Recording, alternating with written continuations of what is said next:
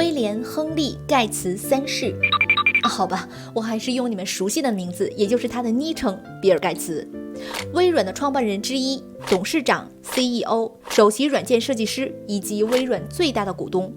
于2021年5月3日正式宣布与前妻梅琳达·盖茨离婚，结束了长达27年的被人误以为圆满的婚姻。消息一经发出，整个地球都震撼了。很多自媒体开始八卦比尔·盖茨的出轨，所谓的民间侦探开始分析离婚背后的避税目的，更有甚者开始诋毁离婚事件中的当事人。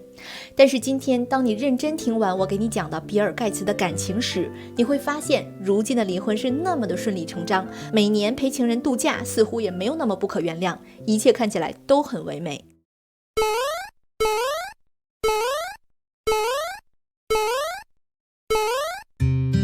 1955年10月，比尔·盖茨在西雅图的精英世家出生了。比尔的外祖父是国家银行的行长，母亲是华盛顿大学的董事、银行系统董事以及国际联合募捐协会主席。父亲是一位优秀的律师，他创办的高盖茨律师事务所是当时的世界10大律师事务所之一。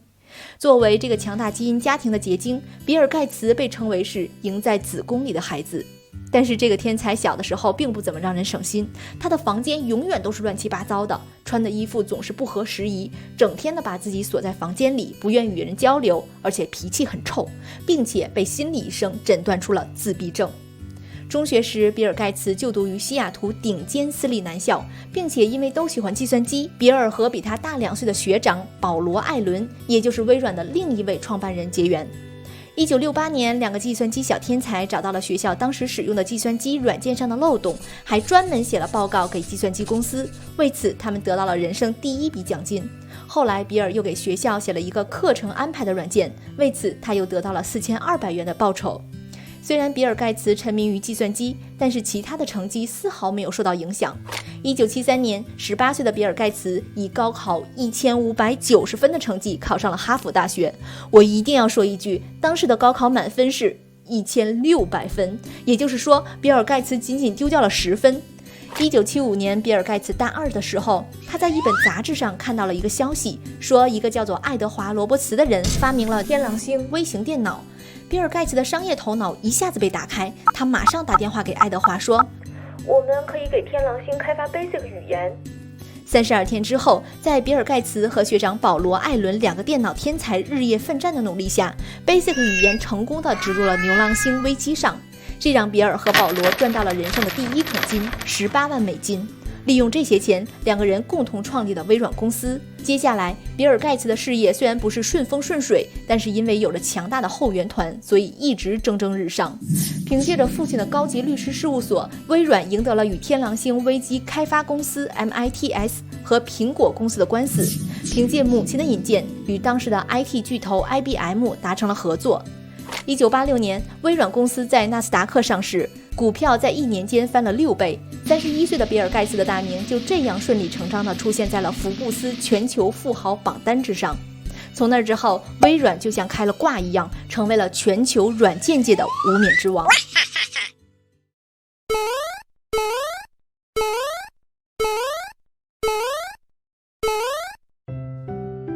在比尔创业的初期，他参加了在西雅图举行的 IT 产品研讨会。在那次研讨会上，比尔·盖茨发现了一位谈吐不俗的女性，她的见解独到，有远见，有内涵。轮到比尔·盖茨发言的时候，他高度赞扬了那位女性的讲话。比尔非常确信这位女士是一位很有想法、有才华的人，所以想方设法接近她。后来比尔得知，这位女性叫做安·温布莱德，比自己大9岁。温布莱德不仅学术方面非常厉害，生活上也非常周到体贴，一种异样的感觉油然而生，而温布莱德也成为了比尔·盖茨一生中最重要的女人之一。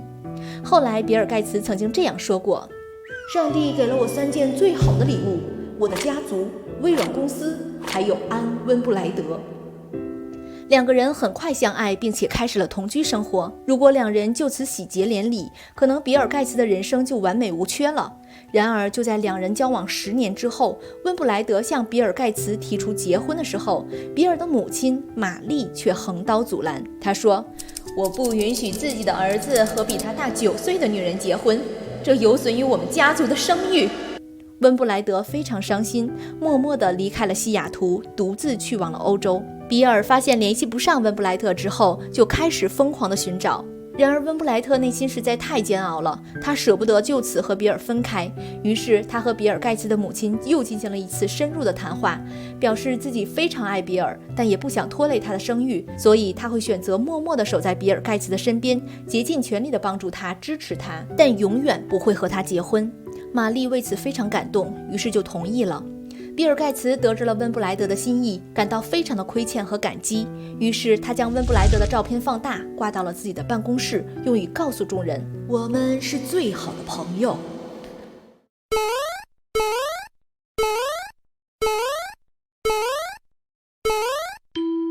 就当两人的感情尘埃落定的时候，另外一个女人出现了，她就是比尔后来的正牌妻子，比比尔小11岁的梅琳达·弗兰奇。梅琳达1964年出生于达拉斯市的一个富裕家庭，父亲是一名航天工程师，并且拥有自己的公司，生意非常好，他们一家6口生活无忧。梅琳达非常聪明，22岁就获取了杜克大学计算机和经济学双学位，学士毕业后，她就应聘到了微软担任市场部经理，也是当时公司里唯一的女性。在一场公司聚会中，因为比尔和梅琳达都迟到了，所以就机缘巧合地坐到了一起。这次的相遇让两人彼此都有好感，于是约会、恋爱，并于1994年1月1日在夏威夷兰奈岛上，两个人举行了盛况空前的豪华婚礼，住进了花费了7年才建造完成的豪华别墅。梅琳达为了更好地照顾家庭，辞职做了家庭主妇，一心一意做起比尔事业和生活上的强大后盾，为比尔出谋划策，分析形势，提出能够扭转全局的意见。在他的帮助下，比尔在1995年荣登福布斯全球富翁榜首位，个人财产达到了129亿美元，并且从那年之后，比尔蝉联了13年世界首富。与此同时，夫妇两人合力创办了慈善组织比尔与梅琳达盖茨基金会。这个基金会在2006年被评为全球第1大私人慈善基金会，而在这期间并没有影响梅琳达为比尔先后生下了3个优秀的儿女，可谓是事业家庭双丰收。虽然这段时间比尔盖茨在事业上力挽狂澜，开辟了 IT 界的一条大路，但是巴菲特曾经说过，盖茨当然是绝顶聪明，但在把握全局方面，梅琳达更胜一筹。这个家庭看起来太完美了，一对高智商父母，3个漂亮优秀的孩子，一套无人能敌的大房子，还有花不完的钱。但是这个看似完美的家庭中，横放着一条无形但是不可忽略的横梁，那就是比尔盖茨的情人安·温布莱德。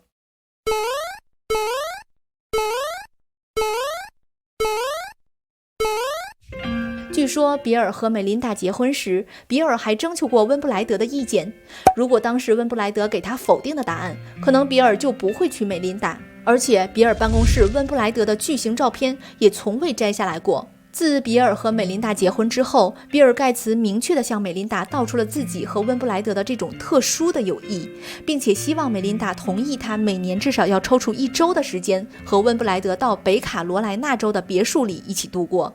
对此，比尔是这样对梅琳达说的：温布莱德是我以前的恋人，但现在不是了，我们仍然是最好的朋友。我们在一起同居时只谈计算机、数学和友谊，纯属柏拉图式的精神交流。不管是出于对比尔的爱，还是对金钱的考虑，或者是对大局的把控，梅琳达在婚内27年中一直忍受着比尔有情人的事实。但是女人再大度，也不愿意和别人共同分享自己的丈夫。虽然梅琳达在这27年中用各种各样的理由去说服自己，这只是比尔太过讲义气，不忘旧情，是对温布莱德的一种补偿。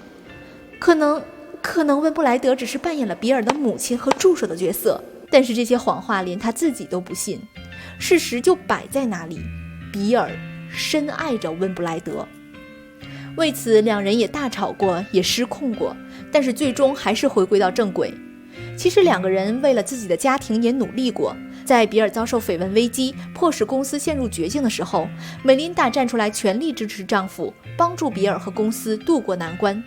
比尔也因为工作太忙，无暇顾及家庭和子女，而退出了微软和巴郡的董事会。但不管怎样，这个三角虐恋一直是他们3个人心中永远无法填平的坑。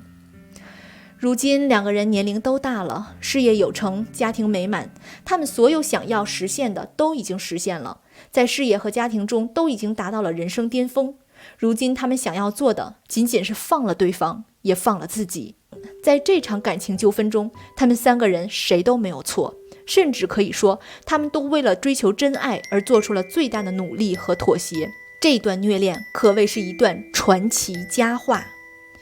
比尔爱温布莱德，所以他要离婚；比尔疼美琳达，所以离婚后他们还是要在生活和事业上相互扶持。美琳达爱比尔，所以他忍耐比尔情人27年；温布莱德爱比尔，所以他默默地守候在比尔的旁边。比尔在2021年5月4日发文说，他和美琳达继续保持婚姻关系已经无法让彼此继续提升，所以他们选择结束这段婚姻。我不想像其他人一样做任何的猜测，也尊重他们的选择，只是相信这次的决定是他们都能够走向更好的生活的一个台阶。那天之后，他们3个人一定都会越来越好。